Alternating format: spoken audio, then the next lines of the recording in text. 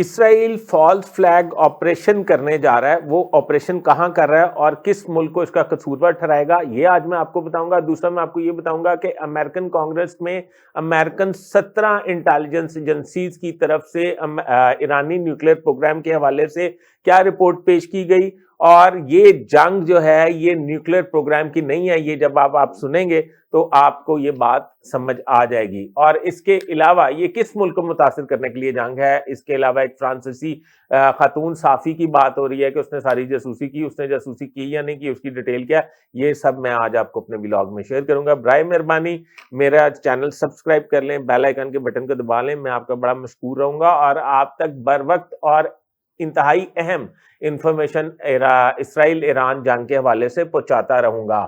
پہلی بات یہ ہے کہ ایک فرانسیسی خاتون کا بڑا چرچا ہو رہا ہے کہ وہ سوشل میڈیا پہ کہ وہ صحافی کے روپ میں ایران گئیں اور پھر وہاں پہ انہوں نے اسلام قبول کیا اور اپنا عقیدہ جو ہے اپنا فقہ جو ہے وہ اہل تشیع استعمال کیا اور پھر پاسداران انقلاب اور ایرانی اسلامی انقلاب کے حوالے سے بہت سارے مضامین لکھے اس کی تعریف میں.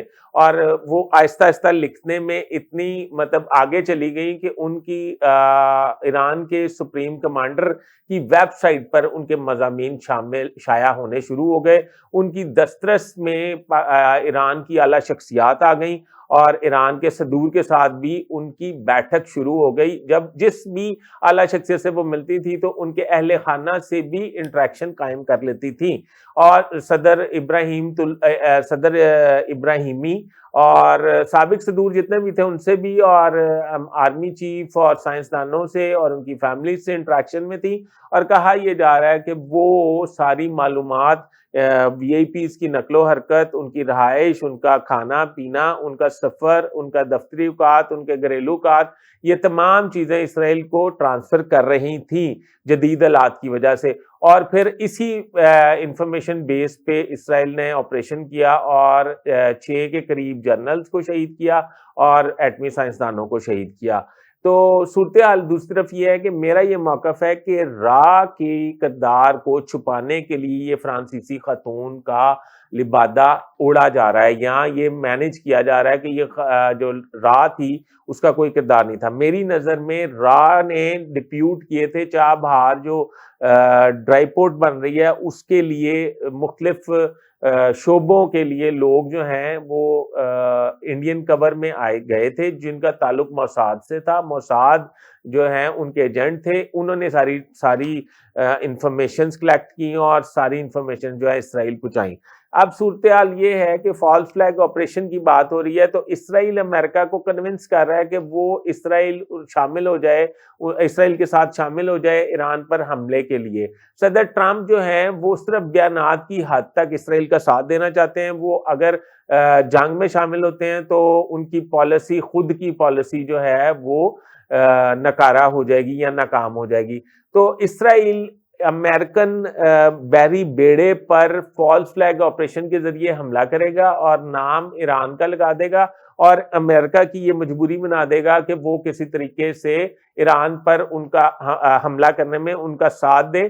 یہی طریقہ کار نریندر مودی نے پہلگام میں کیا تھا، وہی طریقہ کار نیتن یاہو جو ہیں وہ پلان کریں. یہ میں آپ کو بر وقت بتا رہا ہوں.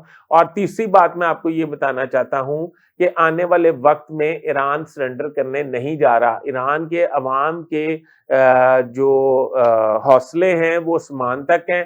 ان کو تہران خالی کرنے کا صدر ٹرمپ نے کہا تھا تو انہوں نے تہران خالی کرنے کے بجائے وہاں پہ ریلیاں، جلوس اور اسرائیل کے خلاف نعرے بازی شروع کر دی ہے.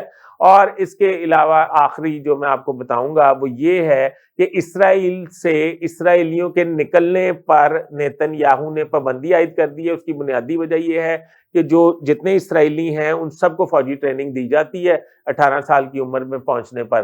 اس نیتن یاہو کا یہ خیال ہے کہ اس وقت جنگ کے حالات ہیں، ملک سے بھاگنے کی بجائے آپ جنگ کے لیے آئیں اور ایران پر حملے میں شامل ہوں. بلکہ اسرائیلیوں نے اب ڈنکی لگانی شروع کر دی ہے. حالات اس قدر خراب ہو گئے ہیں اور ایران میں تو ایسے حالات نہیں ہیں. اب آپ آنے والے وقت میں پتہ چلے گا کہ اسرائیل گھٹنے ٹیکے گا یا ایران سرنڈر کرے گا. ابھی تک کے لیے اتنا ہی. اپنے ہوسٹ فیصل حدیث پاٹ کی اجازت دیجیے. اللہ حافظ.